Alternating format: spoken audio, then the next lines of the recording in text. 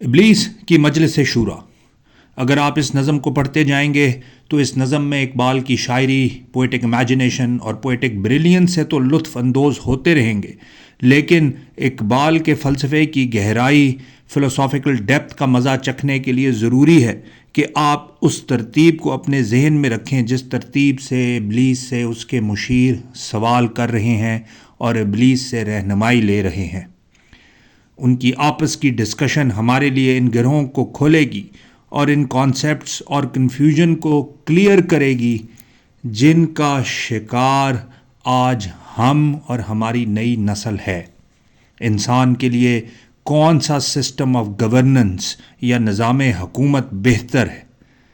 Imperialism, socialism, communism, capitalism یا دور حاضر کی ویسٹرن ڈیموکریسی؟ کس نظام میں آخر کار انسان کی ایبسولوٹ سیلویشن یا مکمل نجات موجود ہے؟ ان تمام سوالات کے جواب خود ابلیس کی زبان سے علامہ اقبال نے دلوائے ہیں. ابلیس کی مجلس شورا کا اجلاس جاری ہے، اور جس طرح کسی بھی اجلاس کی ایک اوپننگ سٹیٹمنٹ ہوتی ہے اور پھر اس اجلاس کا ایجنڈا سیٹ کیا جاتا ہے اور اس کو وہ پیش کرتا ہے جو اس کو ہیڈ کر رہا ہوتا ہے یا اس کی سربراہی کر رہا ہوتا ہے.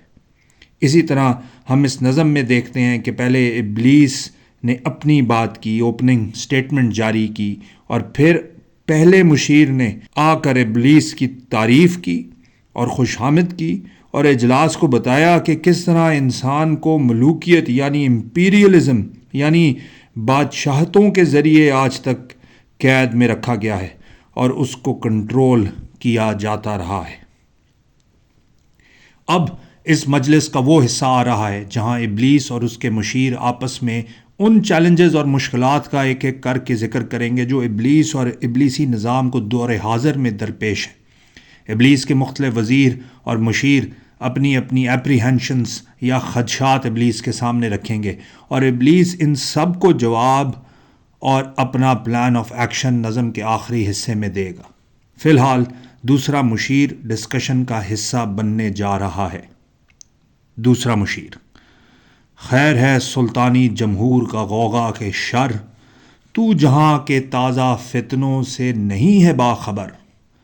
ہم نے دیکھا تھا کہ پہلے مشیر نے امپیریلزم یا بادشاہت کی بات کی تھی کہ انسان کو آج تک ابلیسی نظام نے بادشاہوں کے ذریعے ہی قابو کر کے رکھا ہوا ہے. اس پر دوسرا مشیر سوال اٹھا رہا ہے، آرگومنٹ پیش کر رہا ہے کہ خیر ہے سلطانی جمہور کا غوغا کے شر.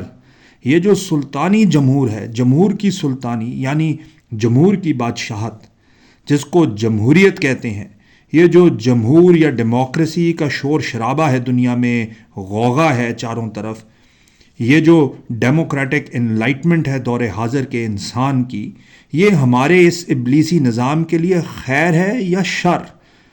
تو جہاں کے تازہ فتنوں سے نہیں ہے باخبر.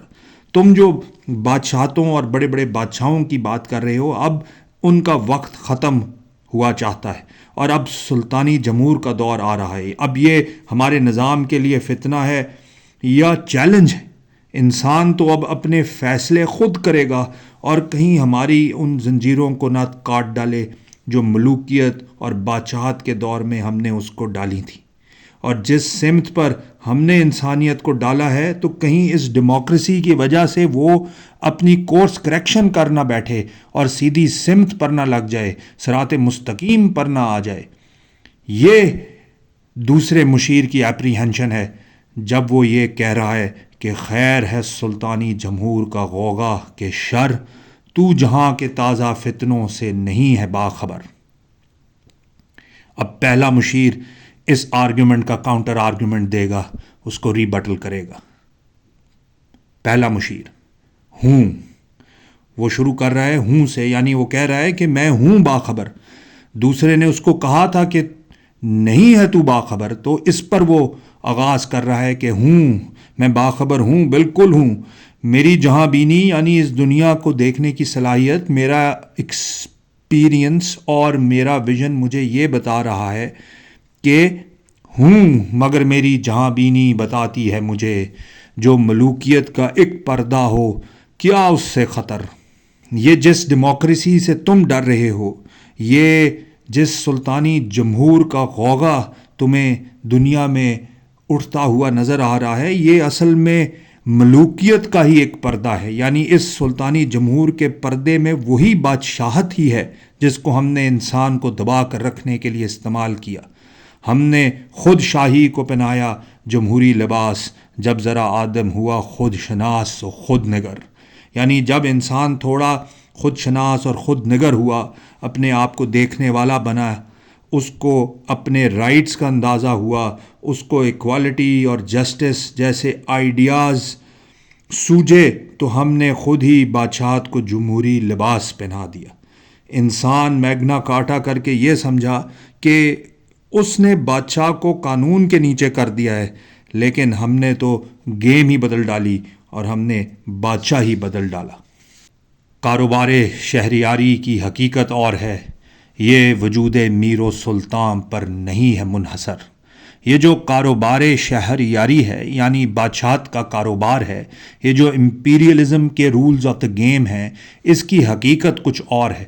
اس کے لیے کسی بادشاہ، کسی وزیر، کسی کنگ، کسی کوئین کے ہونے کی ضرورت نہیں ہے۔ یہ وجود میر و سلطان پر نہیں ہے منحصر۔ مجلس ملت ہو یا پرویز کا دربار ہو، ہے وہ سلطان غیر کی کھیتی پہ ہو جس کی نظر۔ یعنی مجلس ملت ہو، یعنی کسی ملت کی مجلس ہو، کسی نیشن سٹیٹ کا کانسیپٹ ہو، یا پرویز کا دربار ہو، کسی بادشاہ کی بادشاہت ہی کیوں نہ ہو، اصل میں سلطان وہی ہوتا ہے جس کی نظر غیر کی کھیتی اور اس کی کمائی پر لگی ہو۔ پہلے بادشاہ اپنی رعایا کی کھیتی سے خراج لیا کرتا تھا، اور آج کے ڈیموکریٹ کیپٹلسٹ غیر کی کمائی سے ٹیکس وصول کرتے ہیں۔ کسی کا چاہے بچہ بھوکا گھر میں بلک رہا ہو، لیکن اس نے دودھ پر بھی ٹیکس دینا ہے اور ڈبل روٹی پر بھی ٹیکس ادا کرنا ہے، تبھی وہ ان کموڈٹیز کو خرید سکتا ہے۔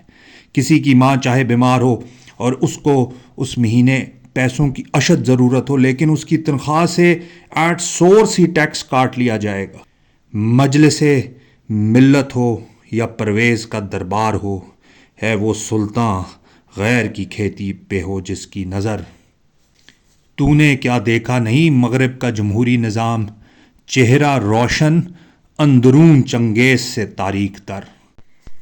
اور اس کیپٹلزم جو کہ سلطانی جمہور کا کارنامہ ہے، یعنی ڈیموکریسی کی دین ہے اس دنیا کے لیے، اس کی معراج اگر تم نے دیکھنی ہے تو جا کے مغرب کا جمہوری نظام دیکھو۔ چہرہ جس کا روشن ہے، بڑے بڑے اسکائی اسکریپرز ہیں، جگمگاتے شہر ہیں، بڑے بڑے محل ہیں، عالی شان لائف سٹائل ہے، ایسے لوگ ہیں جن کی net worth billions of dollars میں ہے، لیکن اگر ان کے اندر، ان کے باطن میں دیکھو گے تو تمہیں اس نظام کی تاریکی نظر آئے گی، چنگیزی نظر آئے گی۔ پہلے ایک بادشاہ ہوتا تھا جس کا حکم مانا جاتا تھا، اور اب وہ پریولیج ہم نے سلطانی جمہور کو دے دی۔ 51% لوگ اگر اجازت دے دیں تو مرد کی مرد سے شادی کرا دی جاتی ہے۔ 51% لوگ اگر مان جائیں تو بیبیز کو، چھوٹے بچوں کو سروگیٹ کر دیا جاتا ہے، یعنی بچے کی بائیولوجیکل مدر ہی کوئی اور ہے، اور کسی بھی وجہ سے اس کو پالنے والی ماں کوئی اور بنا دی جاتی ہے۔ LGBT جیسی تاریکی اور چنگیزی اگر تمہیں کہیں ملے گی تو اسی جمہوری نظام کا تحفہ ہے جو اس نے دور حاضر کی انسانیت کو دیا ہے۔